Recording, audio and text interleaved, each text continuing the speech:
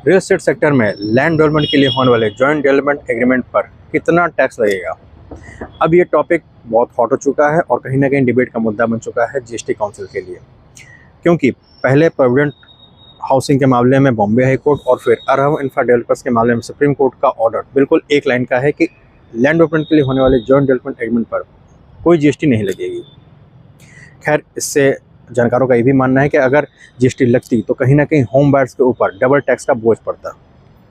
तर्क ये है कि लैंड ट्रांसफ़र यानी जब लैंड राइट्स ट्रांसफ़र होते हैं तो उसमें ना तो कोई गुड्स की सेल हुई और ना ही कोई सर्विसेज दी गई। ऐसे में इस टाइप के लैंड डेवलपमेंट एग्रीमेंट जो जॉइंट डेवलपमेंट एग्रीमेंट होते हैं उनको जीएसटी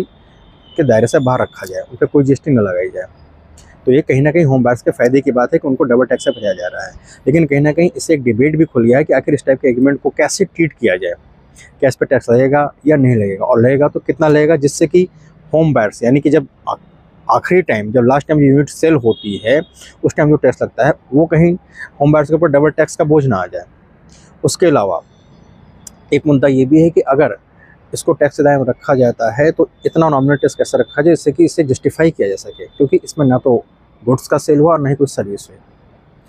फिलहाल जीएसटी काउंसिल का आने वाला सेशन जो है इस टॉपिक को लेकर जरूर आगे बढ़ेगा, लेकिन अच्छी बात यह है कि शुरुआत से अगर इस पर कोई डिसीजन हो जाता है तो शुरुआत से इस टाइप के होने वाले एग्रीमेंट्स को डिस्प्यूट भी रखा जा सकेगा और ऐसे बहुत से मामले जो कोर्ट में लंबित हैं उन पर कोई ना कोई ऑर्डर आ सकेगा,